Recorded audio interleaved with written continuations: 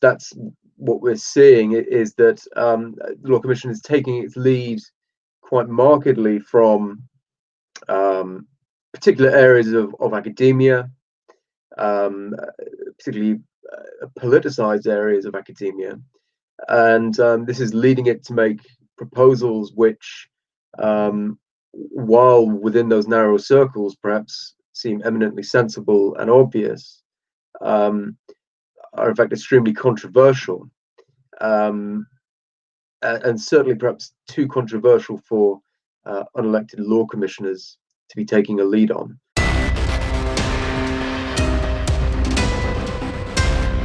Hello and welcome to Reasoned UK with me, Darren Grimes. We're the channel that asks you to think more and follow less.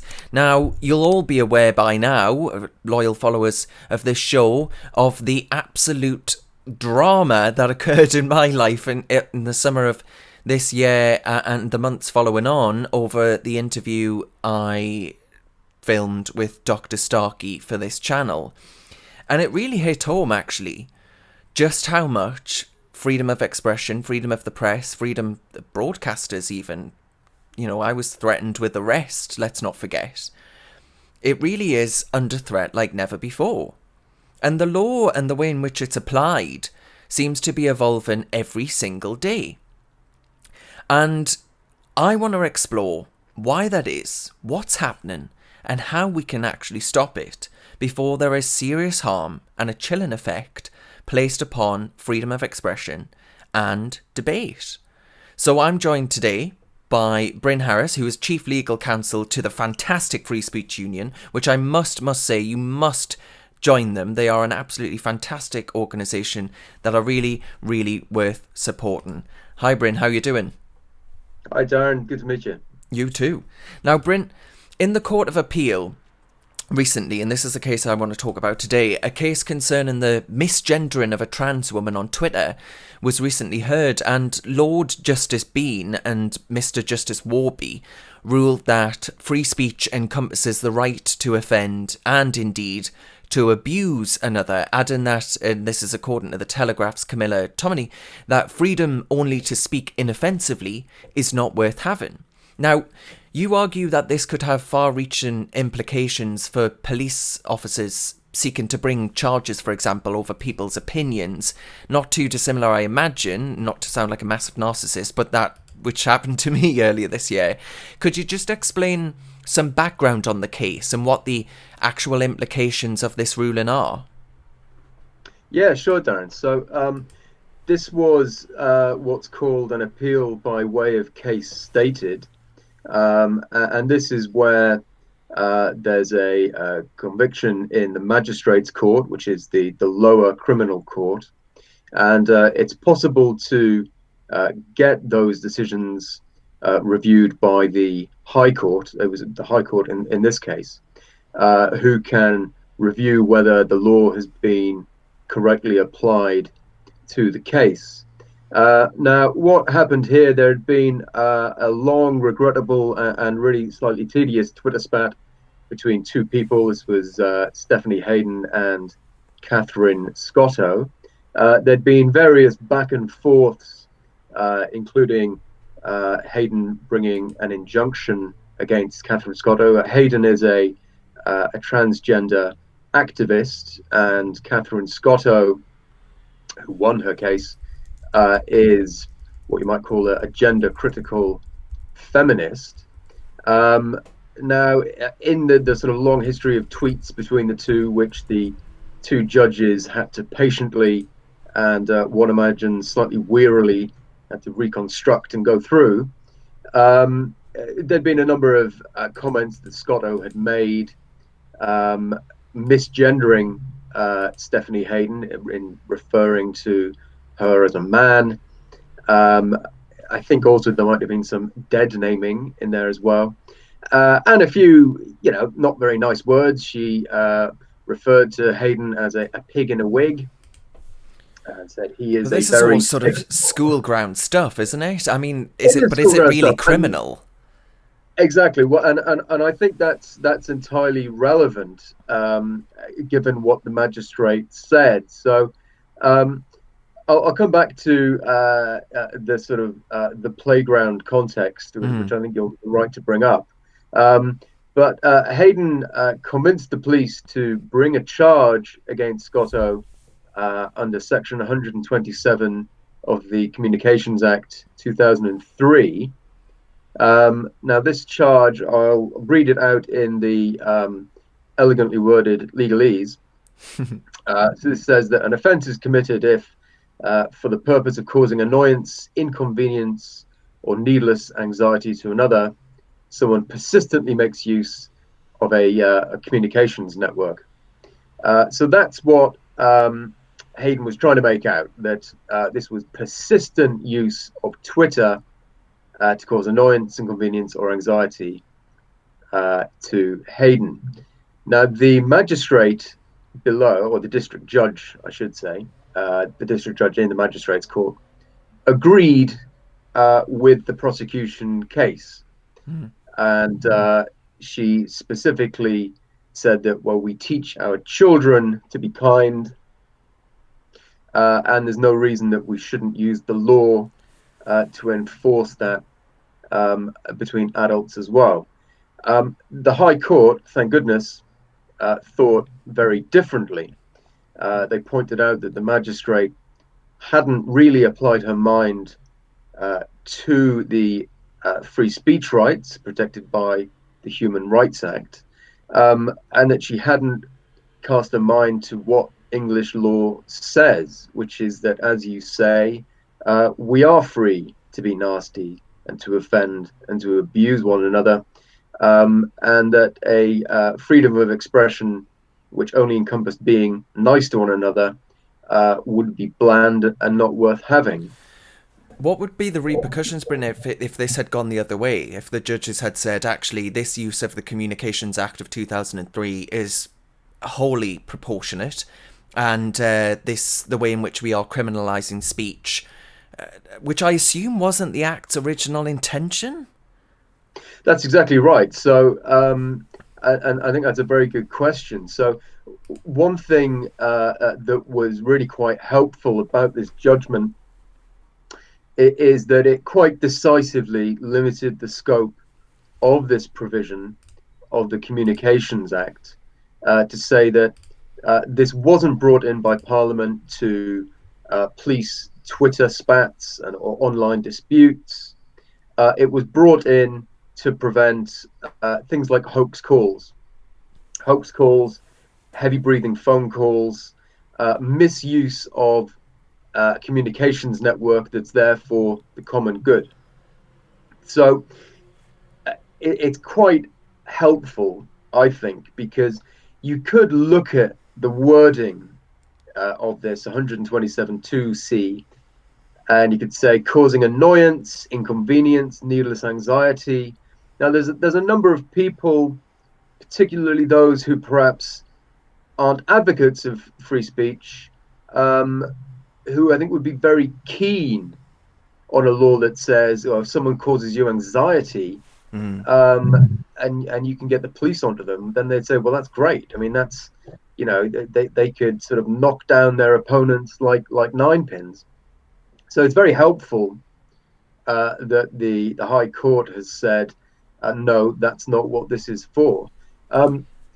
On to the hypothetical question, and quite a terrifying one, I think, that had the High Court affirmed the district judge and said, yes, it's absolutely right to use, and the police and the CPS, I assume, as well.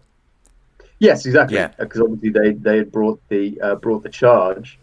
Well, I mean, you could be looking at, if not an opening of the floodgates, and certainly a loosening of them, because if you apply that rule to Twitter, then a vast amount of everyday communication, which most of us call robust political exchange, would become criminalized. So, Bryn, you're basically saying that I'd be up shit creek without a paddle.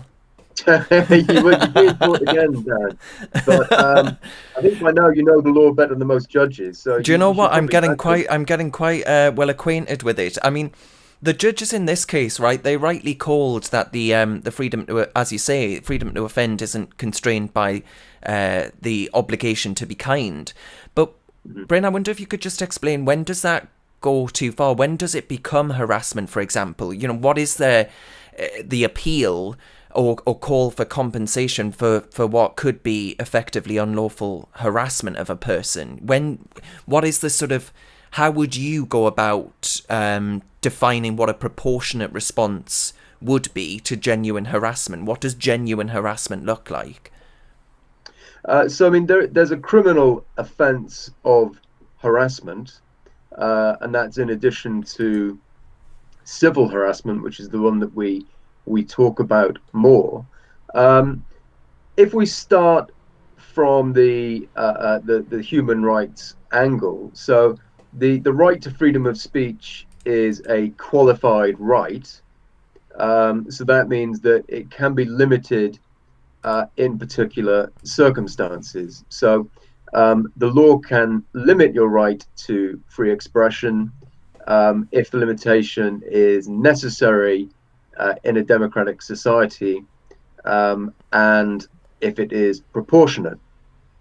Now, one particular justification for interfering with free speech is to protect the rights and the reputation of others. So, this is why you can have the Human Rights Act, but at the same time, you can have something like libel laws because the right has that exception in it. So, I think most reasonable people would entirely agree that the right to freedom of speech shouldn't include the right to threaten, Mm. the right to say to someone, if you keep on talking to me like that, I'm going to come around your house and I'm going to, do whatever. Mm. That clearly creates fear. It's clearly toxic. Um, and so that, would not be protected by your free speech rights.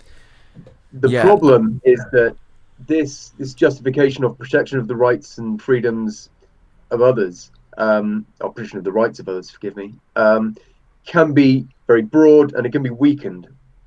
And so what we need to do is just to make sure that that exception isn't widened into a sort of road royal for trampling all over free speech. Yeah, because the also reported by the Telegraph's Camilla Tominey, the freedom of information request that the Telegraph put in February, and they found that in England and Wales had been over 120,000 non-crime hate incidents, of which, by the way, I am one, in the past 5 years, an average of 66 a day. Now, the police argue that it's important to actually record these non-crime hate incidents. And by the way, whenever I say this to people, people are always like, you're pulling my leg, aren't you? That's not a real thing. And because there's been no crime committed, and it just sounds, even to any rational, objective person on left or right, it sounds incredibly Orwellian. I wonder if you can just elaborate why this is happening and how we can actually stop it. Absolutely. So, I mean, at the Free Speech Union, we take very seriously the growth of non-crime hate incidents, and it's something we think needs to stop. Now, the police's operational guidance allows them to create a record against someone's name if they have engaged in hate speech, or what's called hate speech, against someone belonging to or against someone on the grounds of their protected characteristics, so their identity, essentially. And part of the reason for this is, so the police say, community policing, that the police need to keep an eye on what's going on in neighborhoods, and they need to keep the peace and see what people are saying to one another. Now, you may well say, well, I can see the reasoning in that. But what we're consistently seeing is the use of NCHIs in situations where there just isn't any community policing need. Mm. Um, Twitter isn't like Burnley. It's not going to sort of catch fire. You're not going to have people fighting each other in the streets. And it's been consistently used. Cases like your own involving Dr. Starkey, a case involving Sarah Phillimore, Yeah, the the barrister. Methodist cat. Yes, exactly, and it's quite insane. So NCHIs were the subject of another positive High Court case, and this was the Harry Miller case, where Mr. Justice Knowles very helpfully pointed out that this country has never had a Gestapo, it's never had a secret police, and that this is an Orwellian excess. Now, in that case, Mr. Justice Knowles ruled that it was unlawful for the police to knock on Mr. Miller's door and to confront him with the fact he hadn't committed a crime, which makes sense. I think that's clearly nonsense. Unfortunately, though, Mr. Justice Knowles didn't go all the way. So he left the non-crime hate incident sort of in the guidance. The police can still use them. And so, I mean, our position is that we need to finish the job. And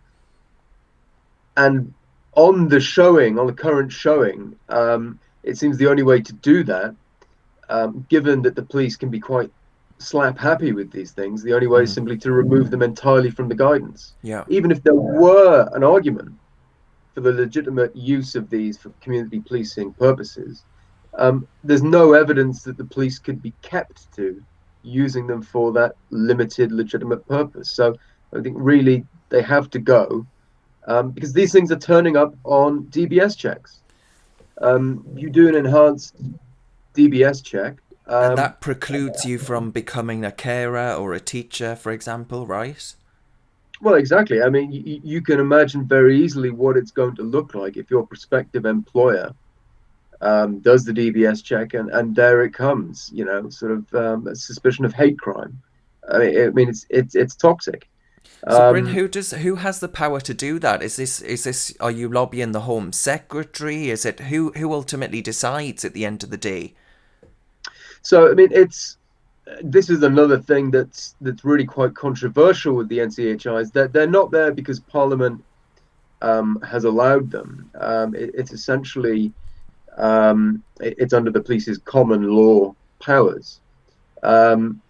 So really, I think given the scale of the problem, this needs political input in the form of Parliament saying quite clearly what powers the police properly have to record what you've said and to harm your reputation and your interests for it. So I think really what we want to see is our MPs making the same sort of stand-up defense of free speech that we've seen from the High Court, in this case in Scotto and in Miller. I know there are MPs out there who agree with that. Yes, absolutely. So do I. Yeah.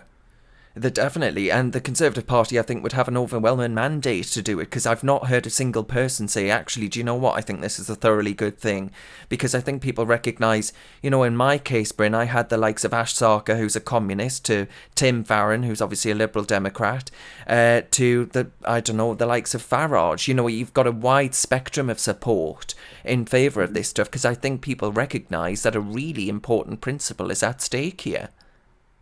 Absolutely. And I mean, the law recognizes that it doesn't take much to chill freedom of speech, for something to constitute an interference with your free speech right.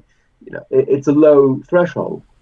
And this is way beyond that. I mean, this is the police knocking on your door. This is you being called into a police station for often uncontroversial comments, or even just comments that are part of the day-to-day controversy of political discourse. Well, on that point then, I mean, I was told that I'd broken Section 22 of the Public Order Act, which is the stirring up of racial hatred, by publishing my broadcast with Dr. David Starkey.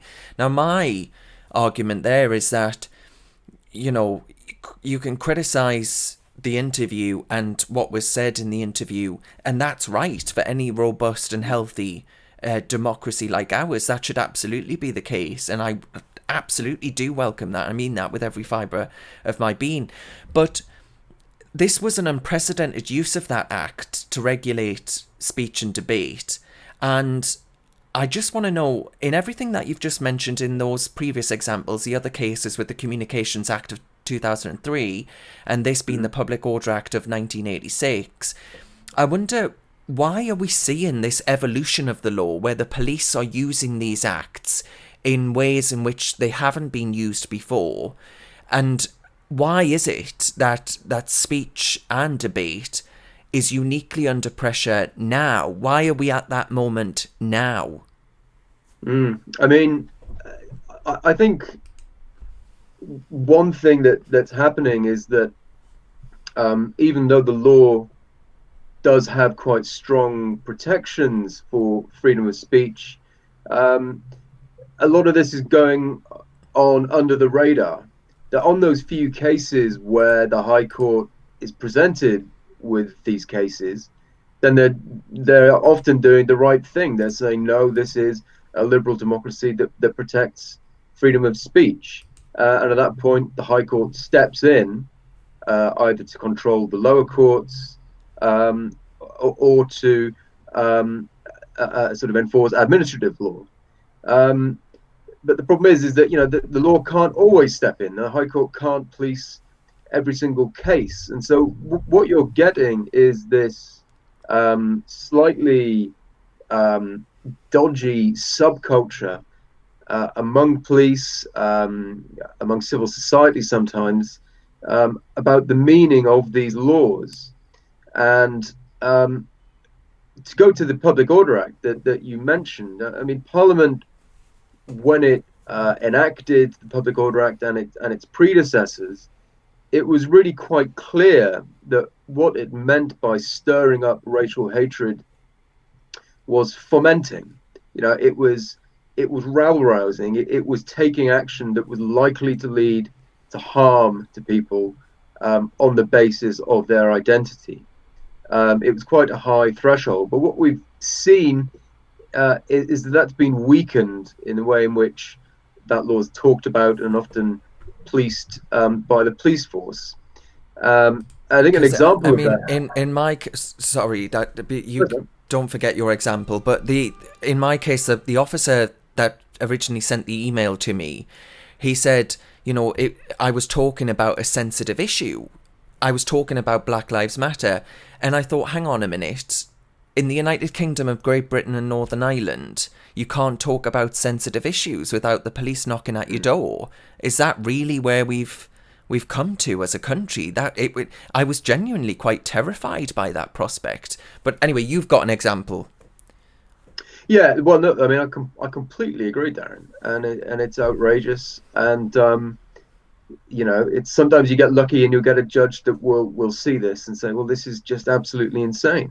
But I mean, I think an example of how this is getting watered down and how these categories are being broadened so that more and more people can be potentially criminalized. The Law Commission has sort of embarked on one of its slightly regrettable projects, and this is reform of the hate crime. And the Law Commission refers to, or rather defines stirring up as the promotion of hatred.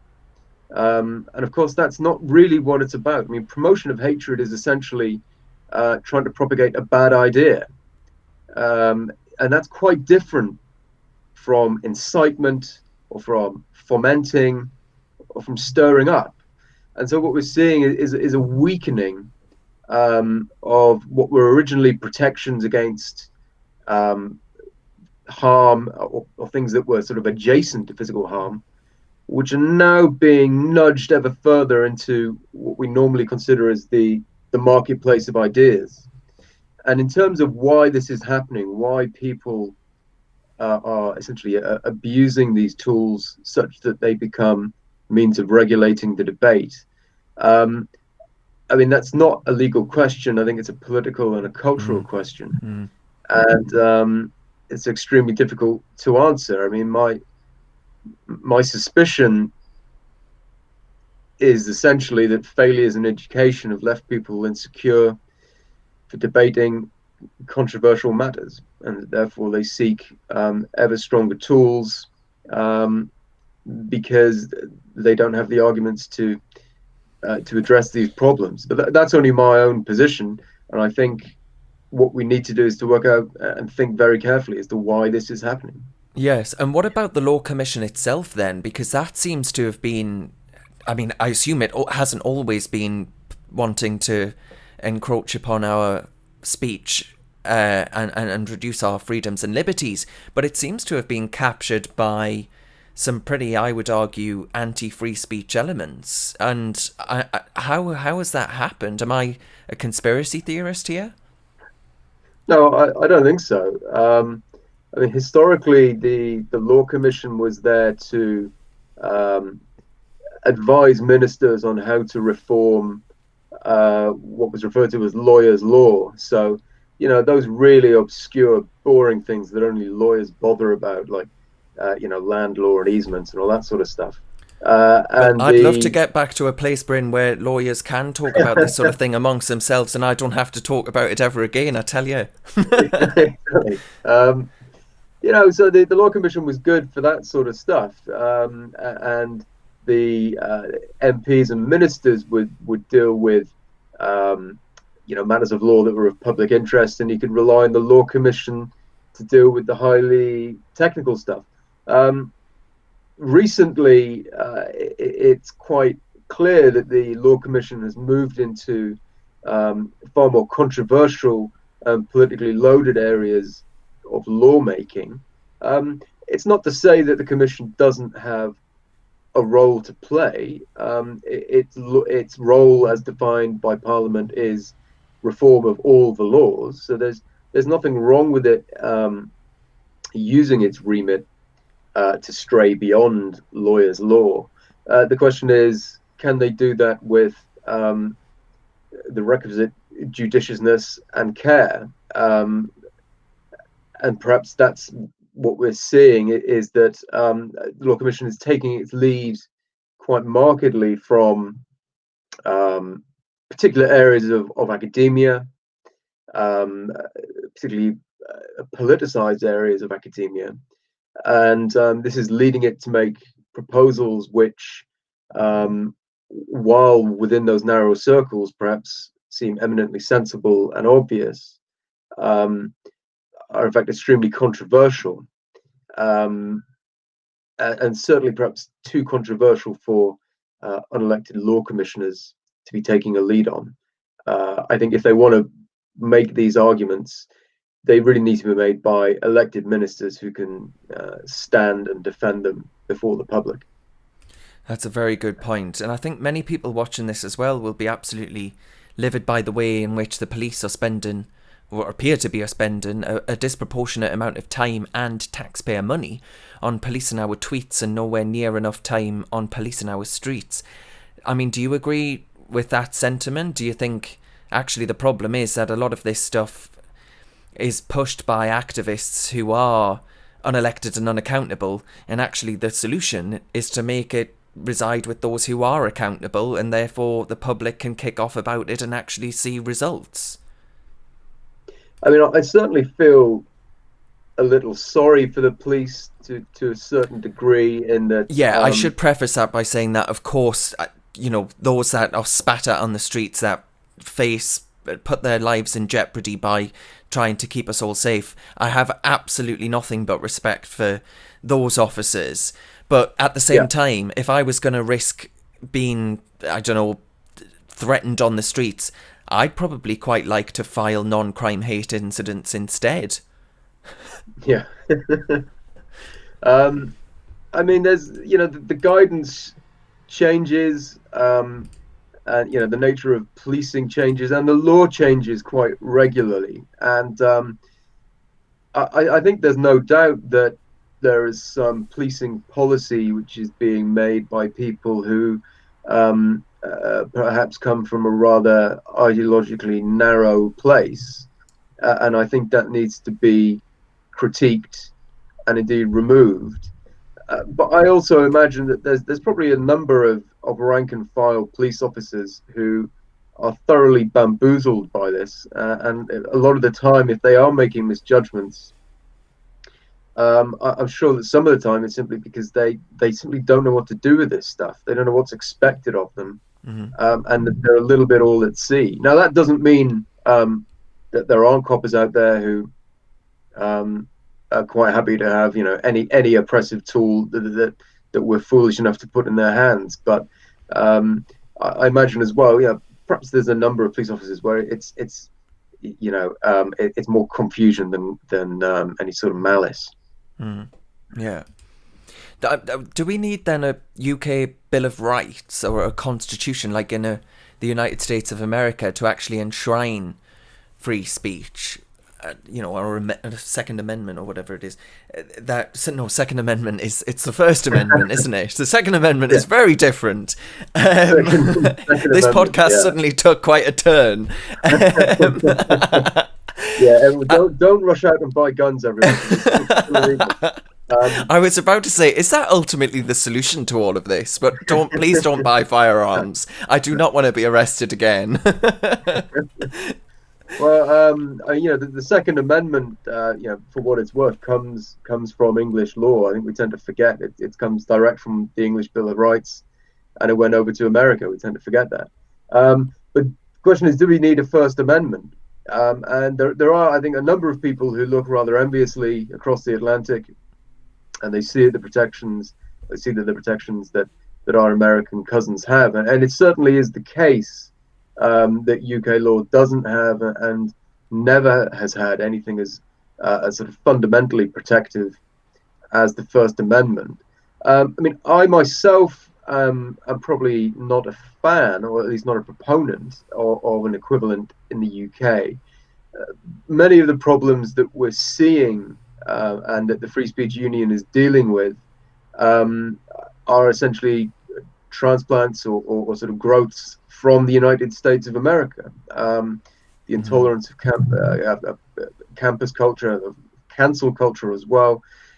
These have all come from the home of freedom of speech. And as far as I can see, the First Amendment has done nothing really to inculcate a culture of free speech where such things couldn't develop. So I'm not entirely sure that if we were to follow suit, then automatically 1,000 flowers would bloom and suddenly this would be a hotbed of free speech. I think conversely as well, for a long time, certainly before 2000 when the Human Rights Act came into force, I suspect most English lawyers would have struggled to tell you which laws protected free speech in England. Now, if you'd asked them, if you'd said, do we have free speech in England? They'd say, yeah, of course we do. Of course we do. It's part of the common law, and they're absolutely right. But it's very difficult to point to the actual court decisions or any statutory provisions, and that's because, to a large degree, it was there on a broader cultural basis. Now, I think trying to rediscover that would be the much longer-term successful route to protecting free speech in this country. But that's, I think that is going to take quite major political imagination. That's why the Free Speech Union and outfits like it are so important. Really, really are. But I wonder then if to end, we might reflect on the fact that this was a win in court, an important win. But as you've set out, the Law Commission is currently looking to expand the protected characteristics in law, to expand basically who can be protected by hate crime legislation and all the rest of it. And of course, Scotland has its own controversial hate crime bill too. So this isn't the end, is it? Your workload isn't all of a sudden going to be reduced. In fact, it looks like it's going to get a hell of a lot worse. I wonder if you might just reflect on how you feel about the UK's prospects as far as freedom of discussion, free speech is concerned as we go into 2021, and what you think the challenges are as you see them. Wow. I think one of the main problems that we're seeing is when decision makers of some sort. So university administrators, employers. Often they've got a case where somebody says something controversial and they simply panic.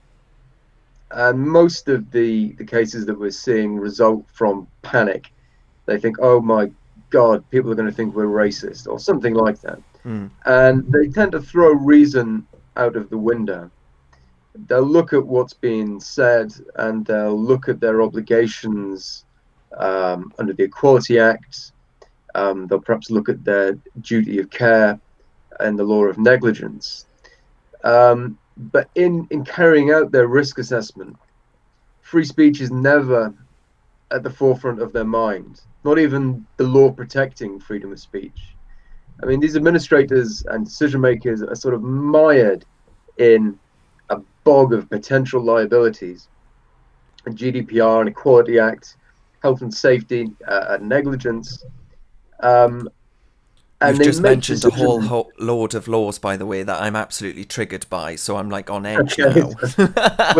we'll edit in the trigger warning Yeah. for your more delicate listeners. Yeah. Um, and so all of these things go into risk assessment, and all these things inform decisions.